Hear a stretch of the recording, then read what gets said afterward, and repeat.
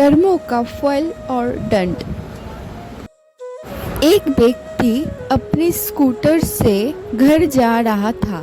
कुछ दूर जाने के बाद उसे सड़क पर एक बूढ़ी औरत दिखाई दी, जो कि बहुत ही थकी हुई सी लग रही थी और उसके चेहरे से मानो ऐसा लग रहा था कि वो उस सड़क पर बहुत समय से किसी यातायात साधन का इंतजार कर रही थी।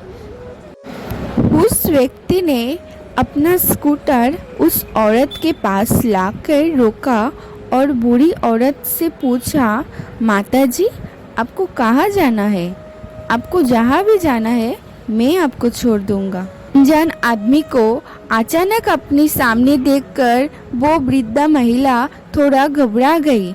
वृद्धा की घबराहट को वो व्यक्ति समझ गया और उसने मुस्कुराते हुए कहा, माताजी, मेरा नाम सुनील है। आप चिंता ना करें, मैं आपको सुकुशल आपके घर तक छोड़ दूंगा। आप निश्चित होकर मेरे साथ मेरे स्कूटर पर चलिए।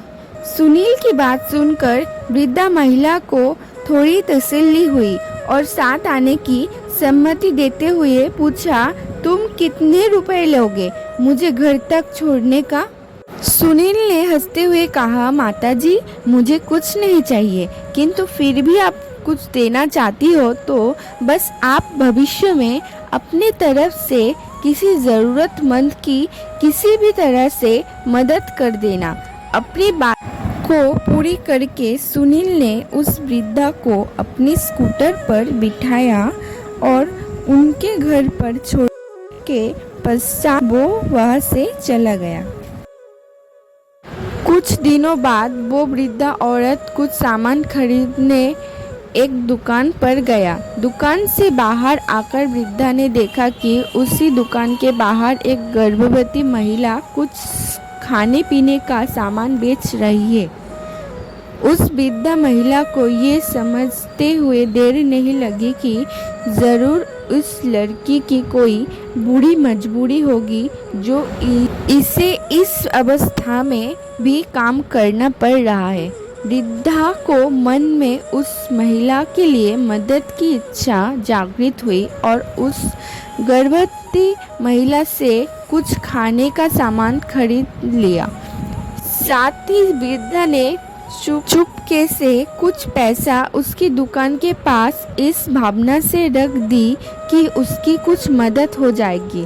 चुपके से कुछ पैसा उसकी दुकान के पास इस भावना से रख दी कि उसकी कुछ मदद हो जाएगी।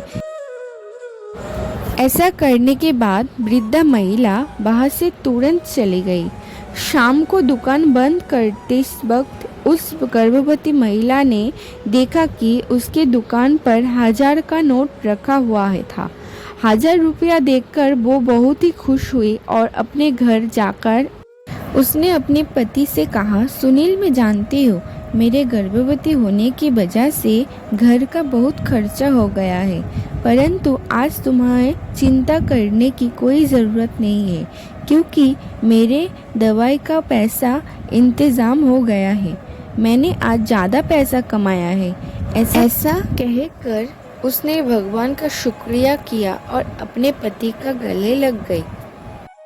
दोस्तों, ये सच है कि हम जब भी किसी की निस्वार्थ भाव से सहायता करते हैं तो हमारे द्वारा किया हुआ अच्छा काम जिंदगी में कभी ना कभी किसी ना किसी रूप में वापस आता ज़रूर है, वो भी कई गुना होकर। इसलिए जब भी किसी की मदद या सेवा करो तो दिल से करो। तो दोस्तों, आज के लिए इतना ही। फिर मिलते हैं नेक्स्ट वीडियो में।